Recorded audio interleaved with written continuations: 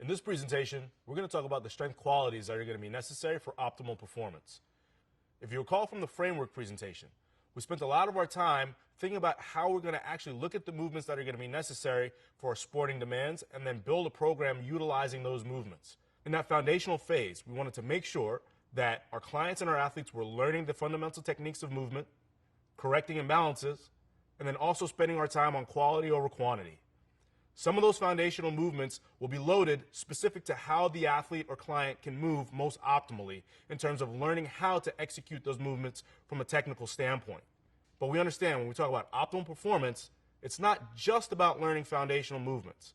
We want to make sure that we focus on specific strength qualities that an athlete and a client are going to need to exhibit during the field of play, given the demands of their sport.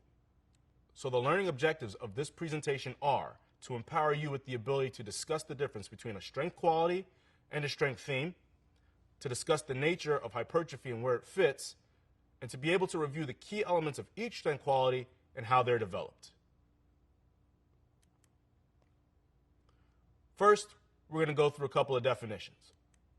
When we think about strength qualities, we understand that strength qualities develop based on how the nervous system controls the body. One of the key terms that we're going to refer to ad nauseum in this particular presentation is neuromuscular efficiency. Neuromuscular efficiency is the nervous system's ability to excite particular motor units to either produce or reduce force. Essentially, it's how well the nervous system is going to be able to communicate with the muscular system in order to meet the demands of a specific world. So at the end of the day, we understand that everything that we're striving to do here is increase neuromuscular efficiency. We want to increase the body's ability to meet the demands of the world, and in particular, the specific demands imposed upon it in that world. When we think about strength qualities defined, we think about Mel Siff. And Mel Siff says that a strength quality is a series of interrelated functional and structural factors. Essentially, they're neuromotor skills that are trained and displayed during a specific task. So when we think about strength qualities, when you're observing your athlete or observing your client, what we're thinking about is what is it that's actually helping them to be successful at the endeavor that they're participating in. When we think about those particular skills, those are the things that we talk about when we talk about strength qualities. Another way to put it is they're known as the S factors. Strength qualities or the S factors are strength, speed, and power, stamina, both systemic and local muscular endurance, suppleness or flexibility, skill, and spirit. The very first question that we have is, where does hypertrophy fit? Again, if we recall the framework presentation, we understand that bodybuilding has had a huge influence on our traditional view of physical fitness. Developing hypertrophy is very important, but as we've seen by the previous slides, it's not considered to be a strength quality. Hypertrophy is not demonstrated during an action like strength, power, and endurance. So again, if we're observing our athletes and our clients, if you're watching TV and you're observing a sporting event, if you're watching something like a 400-meter swim or a boxing match, we understand that during those particular events, we're not saying, wow, hypertrophy is what this person is demonstrating in order to succeed in their particular sport.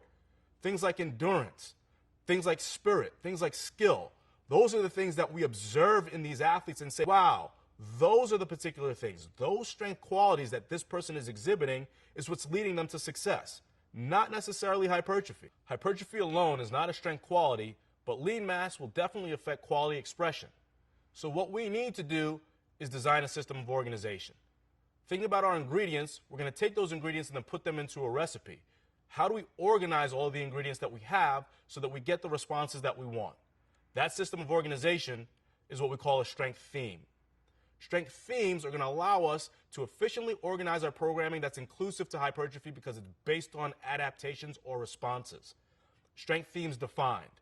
A strength theme is a loading strategy of specific training stimuli designed to elicit a specific biologic adaptation. The categories of adaptation that we're going to look at. First, central. Central is where the changes that occur are primarily taking place in the nervous system. Next, peripheral. Peripheral is where the changes that occur primarily take place in the muscular system. And then lastly, central and peripheral. The changes that occur are going to affect the neuromuscular system simultaneously. So in conclusion to strength themes, strength themes are going to allow us categorization and management of training stimuli. More importantly, strength themes are going to help guide the development of the strength qualities that we know are necessary to enhancing performance. In summary, strength qualities and strength themes are different. Strength qualities are specific neuromotor skills that are developed in response to a specific situation. Themes are a means of organizing the physiological response to a stimulus. Therefore, we know that hypertrophy is critical to the development of strength qualities, but by itself is not considered one. With strength themes, we can now include hypertrophy, understanding that it's going to have a really important effect on how we further develop our strength qualities later on in our program design. Check for learning. Strength qualities and strength themes are different. Programming, list each movement you've chosen, plus the current loading strategy you've chosen, and designate whether it's central, peripheral, or both. Following the above, now identify what particular strength quality those movements are training and observe whether they line up with your goals.